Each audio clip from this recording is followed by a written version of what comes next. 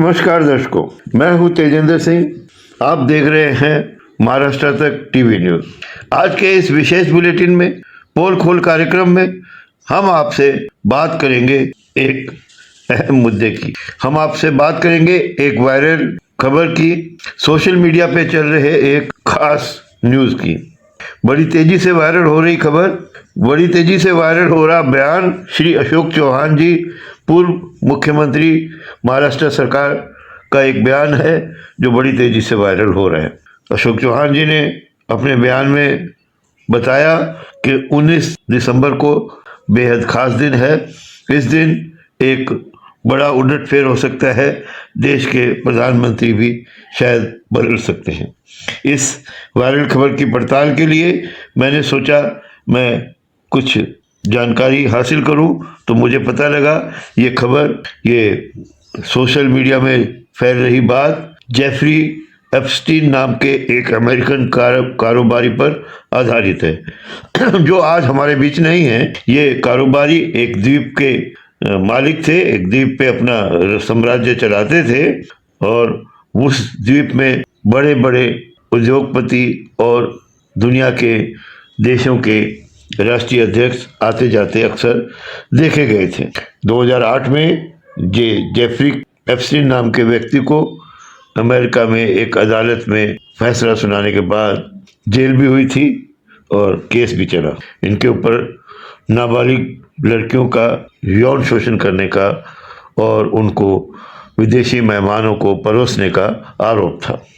आइए हम जानते हैं एक विशेष व्यक्ति राकेश पाठक जी के बारे में, जिन्होंने, सुनाते हैं आपको उनका बयान, एक निजी चैनल को दिया हुआ बयान, जिससे आप समझ पाएंगे कि पूरा मामला क्या है। दोस्तों नमस्कार। आज देश में खलबली मची हुई है। 19 तारीख को क्या देश में प्रधानमंत्री बदलने जा रहा है, ये चर्चा अभी सोशल मीडिया में है सिर्फ, और उसकी वजह बनी है महाराष्ट्र के पूर्व मुख्यमंत्री चौहान साहब का वो बयान कि 19 तारीख को मोदी जी रिजाइन करेंगे और दूसरा प्रधानमंत्री बनेगा।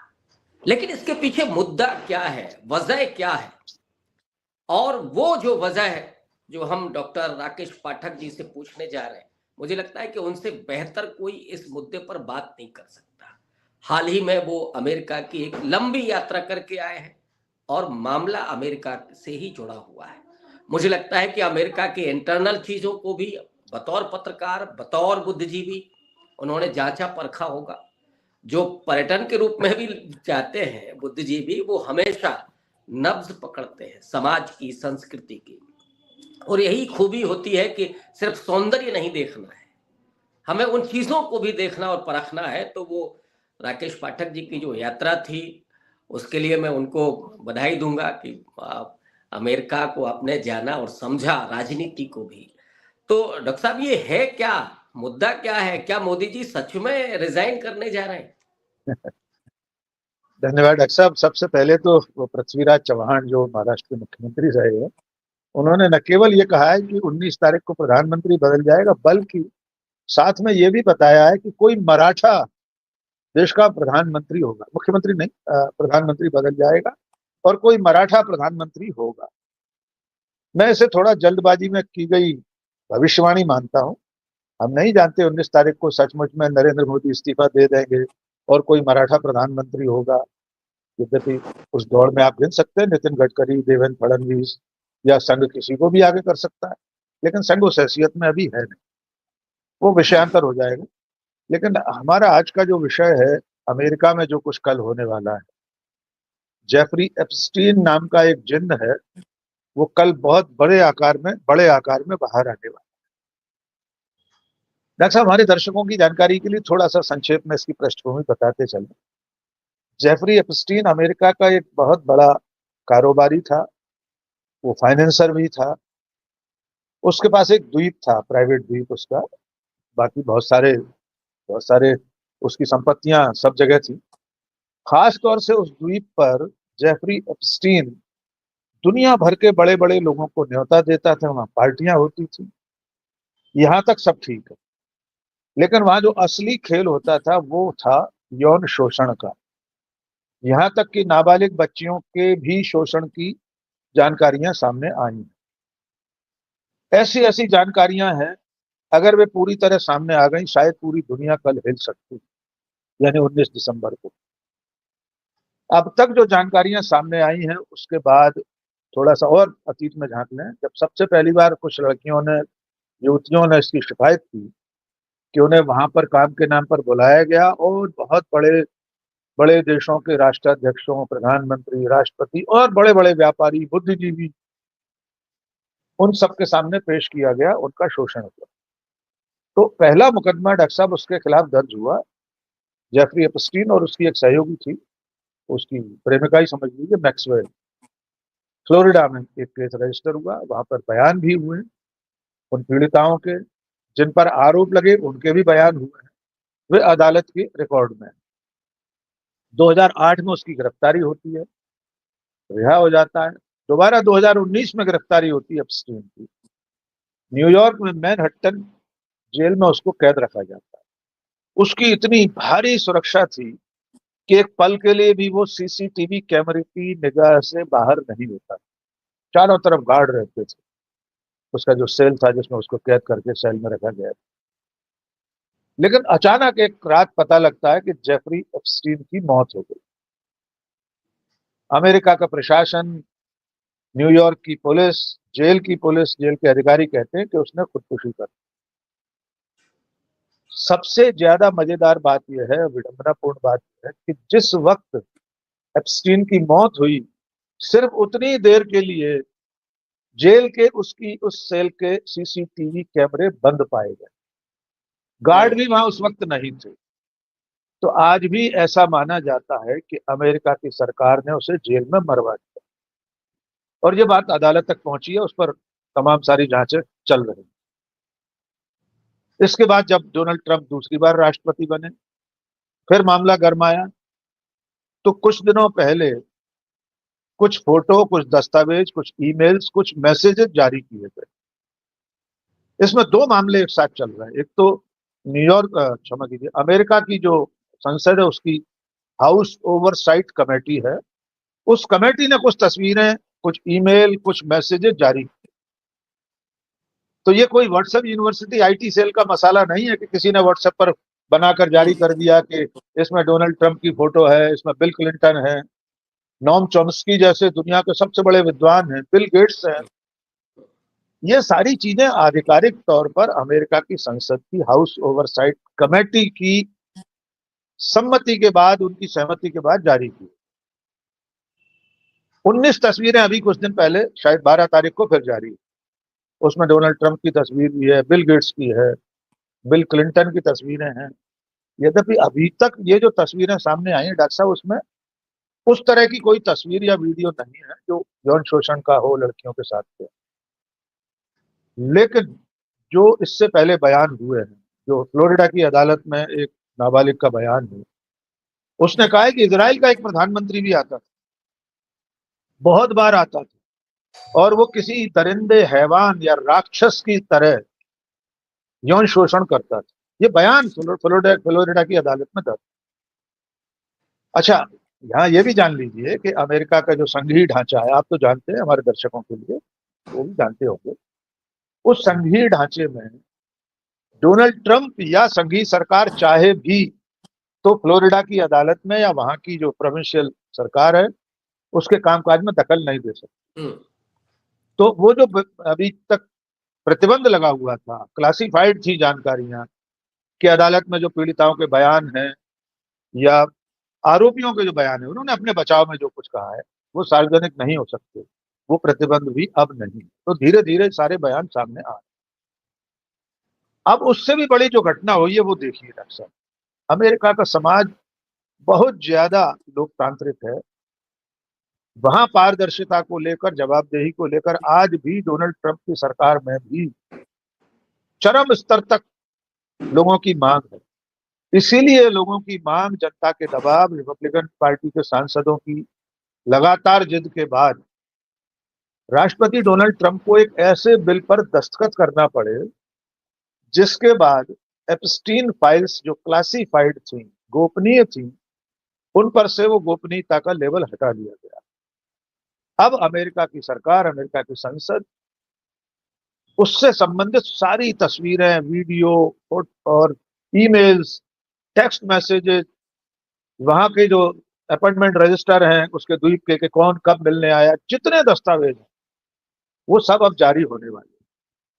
19 दिसंबर को लेकर इसलिए लोग टकटकी लगाए हैं कि उस दिन 300 जीबी, 300 गीगाबाइट, आप समझ सकते हैं कितना मटेरियल होगा। 300 जीबी में कम से कम 94,000 तस्वीरें, दस्तावेज, मेल, ये सब जारी होने वाले, डीक्लासिफाई हो जाएंगे उसके, तो दुनिया के सामने रख दिए जाएंगे कि ये तस्वीरें। अब हम थोड़ा सा वाशिंगटन डीसी से डॉक्टर साहब दिल्ली तक आ जाए। यात्रा बहुत लंबी है, लेकिन आज के इंटरनेट युग में चंद सेकंड में, जिस दिन 19 दिसंबर को तस्वीरें साझा होंगी, मुश्किल से 5 सेकंड लगेंगे जब भारत तक आ जाए। तो 23 घंटे का हवाई सफर नहीं करना उन तस्वीरों को। अब उसमें क्या हो सकता है जिसको लेकर डॉक्टर रविकांत या हम चिंतित हैं, हमारा देश चिंतित है? क्या हमारे देश के लोगों के उसमें नाम है? क्या हमारे माननीय प्रधानमंत्री का नाम, हमारे पेट्रोलियम मंत्री का नाम है, एक धन्ना सेठ का नाम है, मास्टर ब्लास्टर का किसी का क्रिकेटर का नाम? इनके उत्तर प्रारंभिक तौर पर हाँ है। डॉक्टर साहब, जो पिछली जानकारियां हाउस ओवरसाइट कमेटी ने ईमेल जारी किए थे, उसमें एप्स्टीन और व्हाइट हाउस के प्रधान रणनीतिकार स्टीव बैनन के बीच का जो खतो किताबत है, जो व्हाट्सएप पर बातचीत चल रही है, टेक्स्ट मैसेज में बात चल रही है, ईमेल्स हैं, उसमें हमारे माननीय प्रधानमंत्री नरेंद्र मोदी का नाम आया, हरदीप पुरी का नाम आया। हरदीप पुरी आईएफएस ऑफिसर हैं, अमेरिका में राजदूत रहे हैं, संयुक्त राष्ट्र संघ में भारत के स्थायी राजदूत रहे हैं, और दुनिया के तमाम देशों में उनकी नियुक्तियां, तैनाती रही है। फिर वे इस वक्त मोदी की सरकार में मंत्री। उनके 5 बार एप्स्टीन के आइलैंड पर, द्वीप पर अपॉइंटमेंट मांगे जाने और जाने का जिक्र है। हम किसी से मिलने के लिए टाइम मांगते हैं, मान लीजिए राहुल गांधी या नरेंद्र मोदी पीएमओ में हम टाइम मांगेंगे तो वो रिकॉर्ड में आ जाएगा कि हमने टाइम मांगा, फिर हम मिले। ये सारी चीजें सामने आ चुकी। अब उसमें जो बातचीत चल रही है स्टीव बैनन और एप्स्टीन के बीच में, वो उससे भी ज्यादा चिंताजनक है। उसमें बात चल रही है, व्हाइट हाउस का प्रधान रणनीतिकार कह रहा है कि भारत के प्रधानमंत्री नरेंद्र मोदी आने वाले हैं, हम उनकी मुलाकात इंडियन डायस्पोरा में करवाएंगे ताकि भारत के लोग डोनाल्ड ट्रंप के लिए, जो भारतीय निवासी हैं, अमेरिका के वोटर हैं, भारत के प्रवासी भारतीय जो अमेरिका के नागरिक हो गए, वहां ट्रंप के पक्ष में माहौल बने, इसके लिए नरेंद्र मोदी की हम मदद लेंगे। और आपको याद होगा नरेंद्र मोदी गए थे इस चुनाव से पहले ट्रंप थे, लेकिन ट्रंप से नहीं मिले।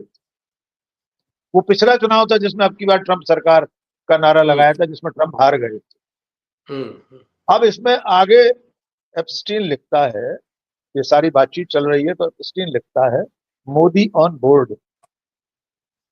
इसका मुहावरे में आशय ये है कि मोदी तैयार है। ऑन बोर्ड माने जहाज पर बैठ गए, ये नहीं है। इसका आशय ये है कि वो आने वाले हैं, मिलेंगे, आप जैसा चाहते हैं वैसा हो जाएगा, काम बन गया। Modi on board, Modi on board यानी अंग्रेजी के मुहावरे में ओके बॉस, काम हो जाएगा। ये कौन सा काम था? डॉक्टर साहब, मैं आपके बिना सवाल के निरंतर पूरी कहानी सुनाता जा रहा हूं, उसमें कोई दिक्कत तो नहीं? नहीं, वो बांधे हुए है पूरी कहानी, इसलिए मैं बीच में बिल्कुल इंटरप्ट नहीं कर रहा हूँ, क्योंकि इंटरप्शन से थोड़ा दिक्कत होगी। जी। अब डॉक्टर साहब, थोड़े से डॉट्स मिलाने की जरूरत।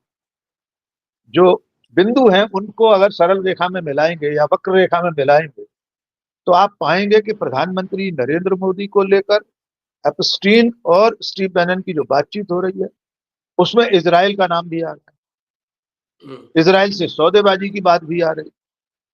उसके बाद जब जब प्रधानमंत्री की यात्रा अमेरिका होती है, उसके बाद इजराइल के साथ सौदे होते हैं, चाहे वो हथियारों का सौदा हो, विमान का सौदा हो, टेक्नोलॉजी का सौदा हो, पेगासस जैसे, और तमाम ऐसे सौदे हों जो दो देशों के बीच होते हैं। तो इस टाइमिंग को भी देखने समझने की जरूरत है। कि कहीं ऐसा तो नहीं है कि जेफरी एपस्टीन एक बिचौलिए की भूमिका निभा रहा था। हमें वहां तक भी ऐतराज है। देश के हित में आपने कोई सौदा किया, हथियार खरीदे, हवाई जहाज खरीदे, टेक्नोलॉजी खरीदी, कोई दिक्कत नहीं।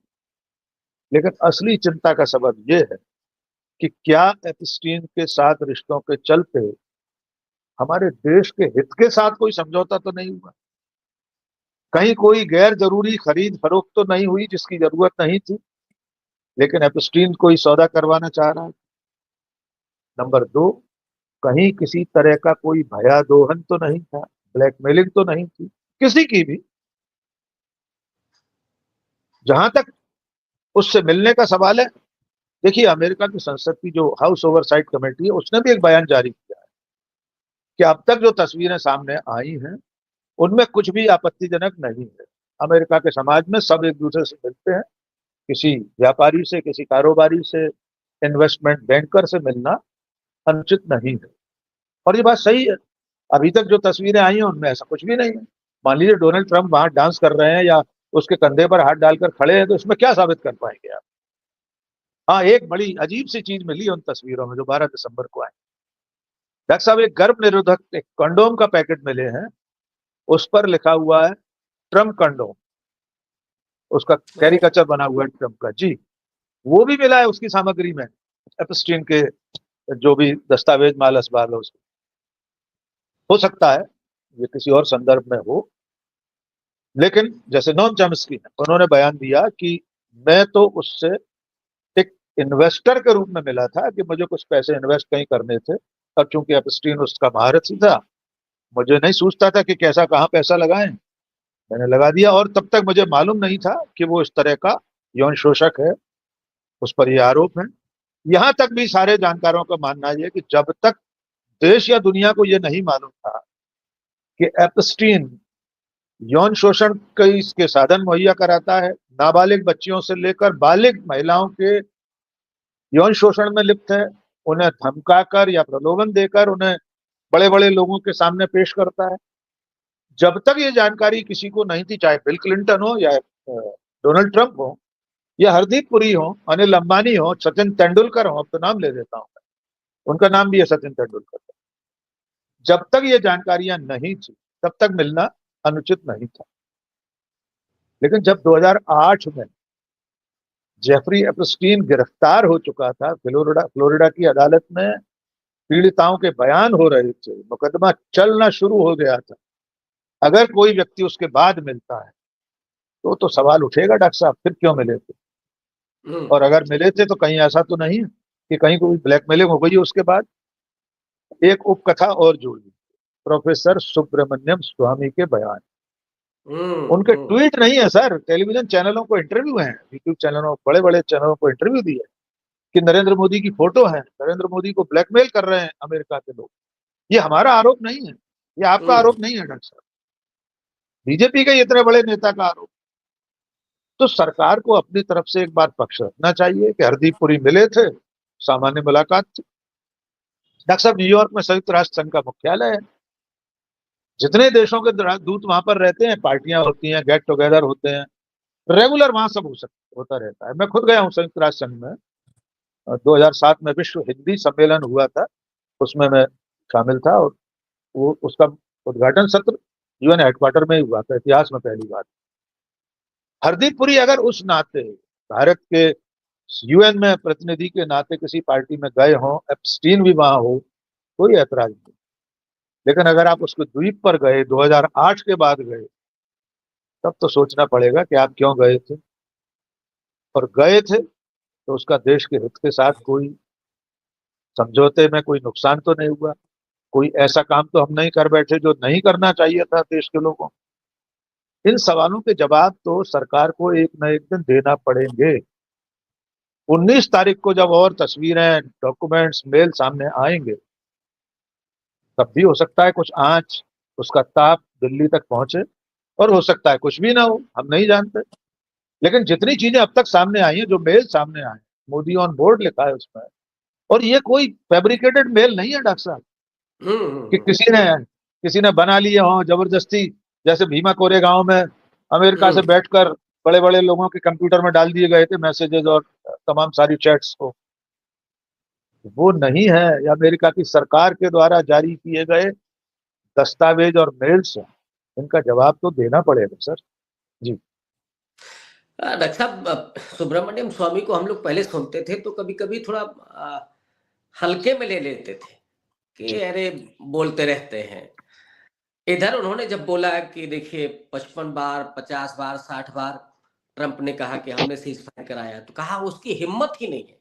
ये सुब्रमण्यम स्वामी का वाक्य है कि उसकी हिम्मत ही नहीं है, क्योंकि उसकी फाइल, उसके फोटो, उसके वीडियो ट्रंप के पास है। हम लोगों ने तब भी हल्के में लिया।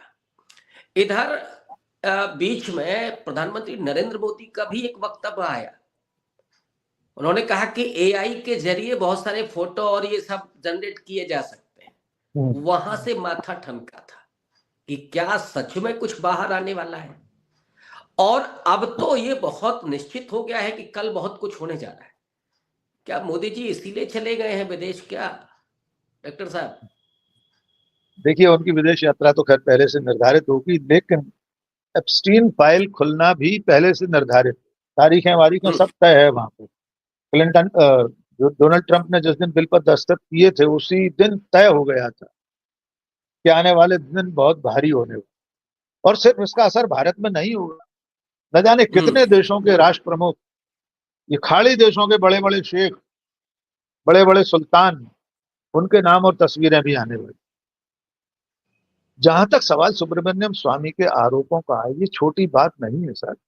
140 करोड़ लोगों के देश के प्रधानमंत्री की फोटो और वीडियो का आरोप एक ऐसा आदमी लगा रहा है जो खुद अंतर्राष्ट्रीय स्तर पर प्रतिष्ठित रहा है, बड़े बड़े विश्वविद्यालयों में अध्यापन किया है, जिस व्यक्ति राज्यसभा में रहा है, जो सोनिया गांधी, राहुल गांधी के खिलाफ अदालतों में सुप्रीम कोर्ट तक मुकदमे लड़ता है, जो ईवीएम के खिलाफ भी सुप्रीम कोर्ट गया। तो आप उसके बयान को सिर्फ इसलिए खारिज नहीं कर सकते कि वो नरेंद्र मोदी के विरोध में है, आज उनके खिलाफ खड़ा है, इसलिए खारिज नहीं किया जा सकता।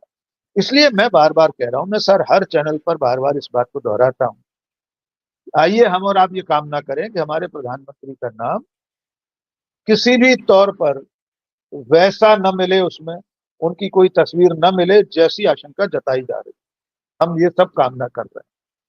लेकिन अगर प्रधानमंत्री अभी से ये कहना शुरू कर रहे हैं कि एआई से इस तरह तस्वीरें बना ली जाती हैं, तो सर वो भी फैक्ट चेक हो जाता है। एआई ही ये बता देती है कि ये एआई से बनी हुई फोटो है। आप देखिए ना, एआई ही ये बता देता है कि ये तस्वीर या ये वीडियो एआई से ही बना है। ग्रोक से पूछ लीजिए, ग्रोक बता देगा। गांधी जी से लेकर वो बंदर लीला चल रही है, बंदर लोग प्रवचन दे रहे हैं एआई से बने हुए। आज हमारे मित्र अशोक पांडे ने एक पोस्ट लिखी, उसमें स्टालिन, हिटलर और एक और किसी ताना मुसोलिनी की तस्वीर है, इतनी सजी बनी हुई है, लेकिन वे तीनों एक साथ नहीं है, वो तो एआई से बनी है, उन्होंने लिखा एआई तस्वीर।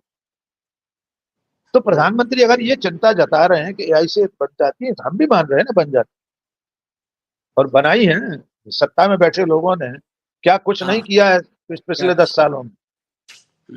कैसे कैसे विपक्ष के नेताओं, खुद की पार्टी के नेताओं की तस्वीरें और वीडियो बनाए और वायरल किए।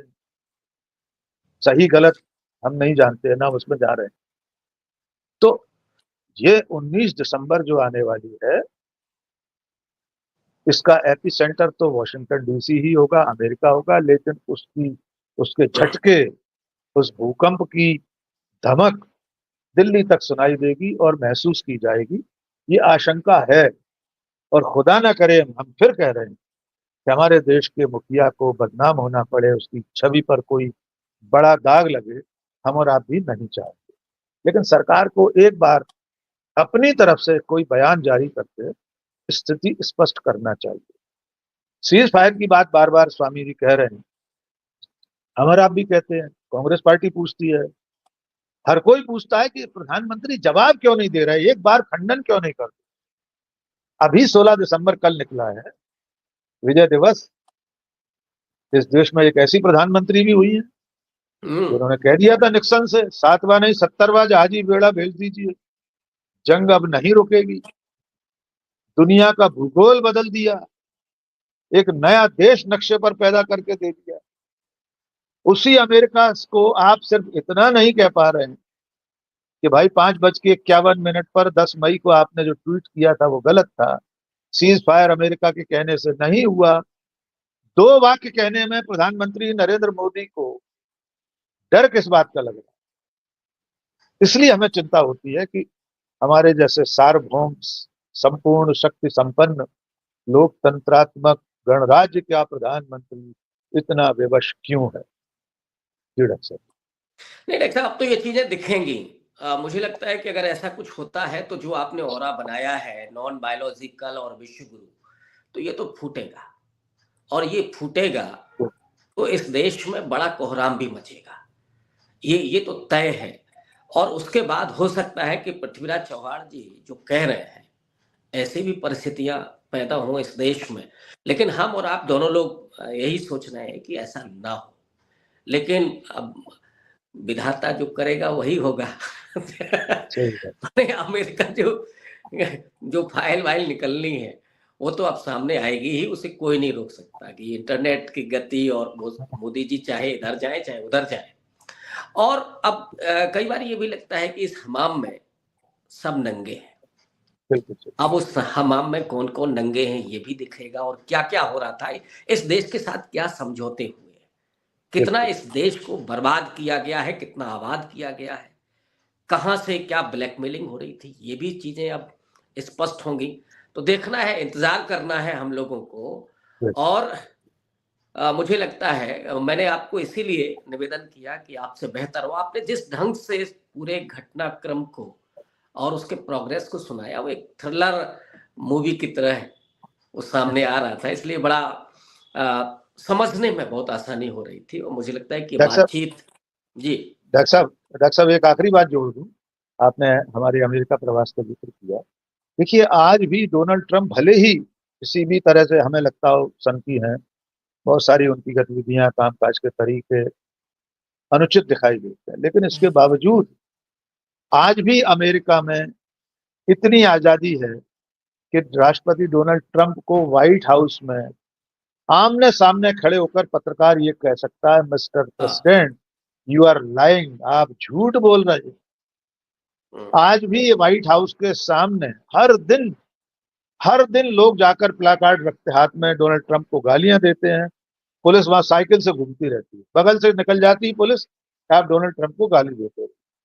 डॉक्टर साहब एक व्यक्ति है कोई पिछले 20 साल से प्रतिदिन अपने काम पर जाने से पहले व्हाइट हाउस के सामने आता है, एक प्लाकार्ड बनाकर अमेरिका के प्रेसिडेंट के खिलाफ, चाहे कोई रहा हो, पिछले 20 साल में इतने प्रेसिडेंट हो गए जी, 20 साल से लगातार एक व्यक्ति वहां आ रहा है, अमेरिका की सत्ता को चुनौती देने वाला एक पोस्टर, एक प्ले कार्ड दिखाता है और अपने काम पर चला जाता, कोई नहीं रोकता उसे।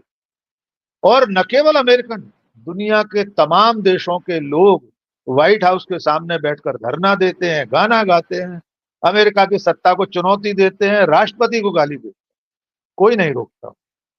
और इसी लोकतांत्रिकता का तकाजा है कि डोनाल्ड ट्रंप जानते हैं कि उनकी खुद की तस्वीरें हैं एप्स्टीन फाइल में, क्योंकि वे खुद तो जानते होंगे ना कितनी बार उसके आइलैंड पर गए थे, वे ये भी जानते होंगे कि उन्होंने वहां क्या क्या किया था, क्या रचा बसा था।